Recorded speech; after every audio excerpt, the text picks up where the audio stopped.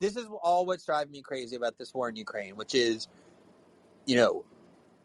I don't think Russia has justification for a full-scale invasion of Ukraine, not legally or morally. I don't think they're justified in the destruction that they're bringing to Ukrainians. And of course, looking at any war, for any decent outcome of war, you're going to be sickened to your stomach. It's clearly the worst thing humanity can unleash on itself. It's, the whole premise is that you have to dehumanize an entire population and be willing to end human life on a mass scale without blinking an eye, like without hesitation. And it breeds the worst possible instincts in everybody. War is the most horrific thing. Like, no one can look at it and be anything other than repulsed.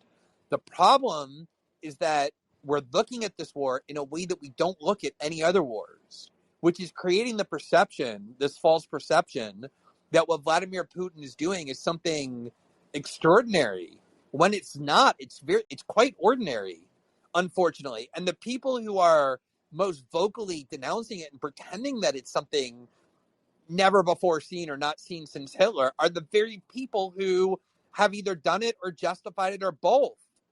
And this is the reason, at least for me, for the need to push back on the prevailing narrative is not because I think that Russia is justified or I admire what Putin is doing or believe that the war isn't horrific. Of course, all those things are obvious, but it's being exploited by the likes of Madeleine Albright, who wrote an op-ed, 3 weeks ago that was very morally righteous about condemning Vladimir Putin as some kind of like war criminal without the slightest understanding that she herself did the same thing. There was that amazing clip where Condoleezza Rice went onto Fox News to talk about the Russian invasion, and the Fox host Harris Faulkner said to her, not sarcastically or satirically, but earnestly, she said, to me, if you invade another country without legal justification, no matter what else you do, that's automatically a war crime. And Condoleezza Rice nodded her fucking head as though that was, of course, a moral precept that every decent person recognized. And I honestly don't think that either of them is aware at the moment they're doing that they're describing the actions of the U.S. government, including Condoleezza Rice. Like, there's a disconnect that is so reinforced constantly in the discourse, and this war is perfect for it, that I don't think they're consciously aware of the fact that they do the same thing and are deliberately pretending that they don't. I don't think that they actually internalize what they are and what they've done. No, absolutely not. And a lot of it, there's a straight line that you can draw, like as I mentioned before, from Albright's policy to the invasion of the Iraq War. But it's not as if she was the, she wasn't the progenitor of it. Like, it didn't originate with her. But what does surprise me is that her policy doctrine is very much the same as the Wolfowitz doctrine. You remember way back in 1992 when a document was leaked to the New York Times, and it was a document that was created for the Defense Committee. It was written by Paul Wolfowitz and by Scooter Libby, and it basically outlined what the United States' plans were, or at least what its strategic interests were in the aftermath of the dissolution of the Soviet Union. And what it basically said was that that paramount to all goals is the health and stability of the U.S. economy, and the way to do that is to say that the U.S. must defer or defeat attacks against the United States, that it has to extend its defense arrangements.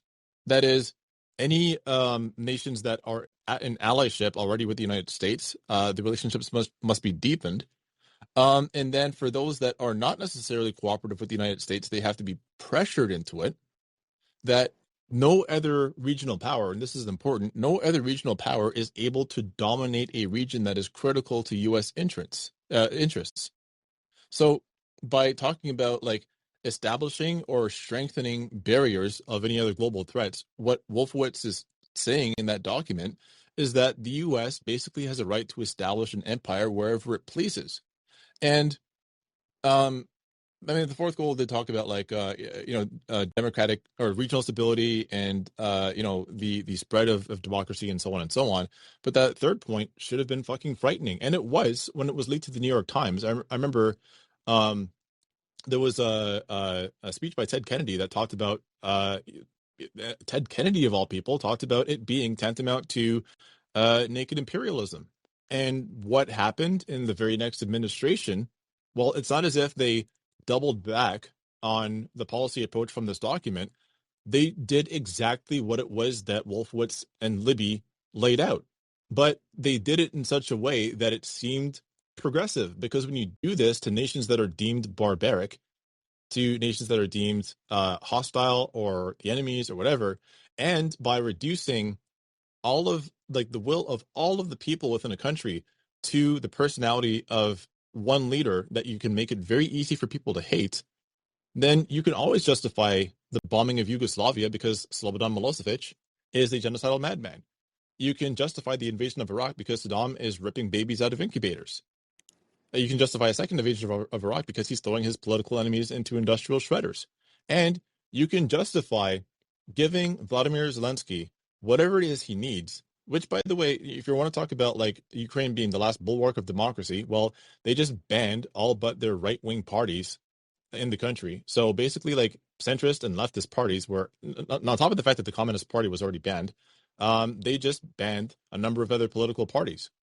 So you only have like center right and right wing parties that are even allowed to stand for office in the country. So he's asking for a NATO no-fly zone, and in the eyes of many people, it's of course we should give him a no-fly zone. We have to stop this tyrant.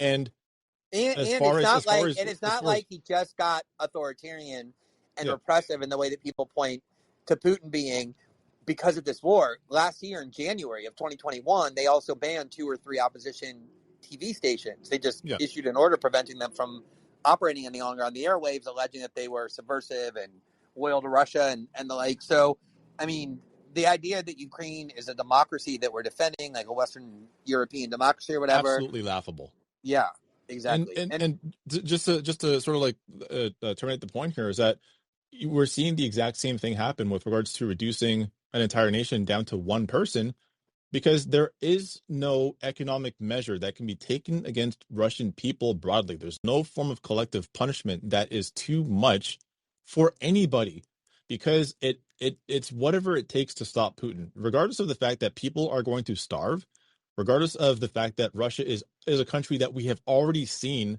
the effects of shock doctrine on it, that in the aftermath of the dissolution of the USSR, you had meth-addicted child prostitutes running rampant in the country, that it experienced the most precipitous drop in life expectancy that we've ever recorded in history.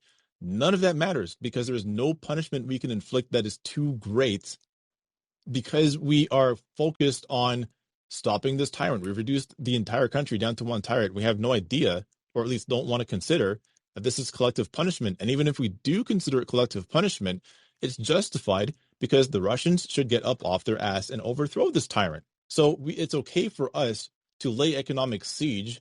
It's okay for us to have people starve and eat boot leather. It's fine. We can do an economic siege of Stalingrad. We can completely do that, and it's fine, because there is no measure that is too far to stop this evil figure.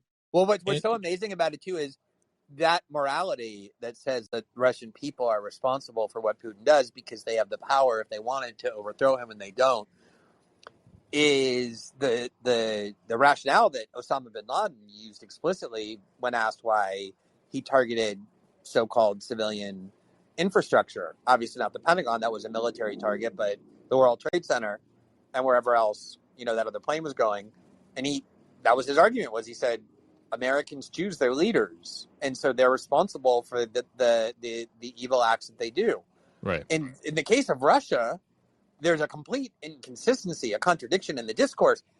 If the argument is that Putin is like this despotic, totalitarian figure that the minute you utter a syllable of dissent against him, you get thrown into like a gulag or killed, then it becomes much harder to invoke the Osama bin Laden rationale that, well, the Russians are responsible for Putin's acts because they somehow have the power to overthrow him if he's like this entrenched tyrant that everyone is living in complete fear of opposing or criticizing in any way. Then it becomes even harder. But the emotions of this war have been so exploited and manipulated that there's just no rational engagement of the brain at all. Like I've never really quite seen emotions be so, played with so powerfully across so many countries in the world to prevent people from engaging the part of their brain that's supposed to be the centers of reason. There's just none of that. It's just, No. like I said, valid disgust at war, but without any step after that to ask critically how we're reacting as a result of that disgust and what it really means. Thanks for listening. To listen to full live episodes of the Unredacted show with Glenn Greenwald and me, Q Anthony Omene, find us on Callin. Download the app from the App Store on iPhone or iPad to join the conversation live every Thursday at 4:30 p.m. Eastern Time.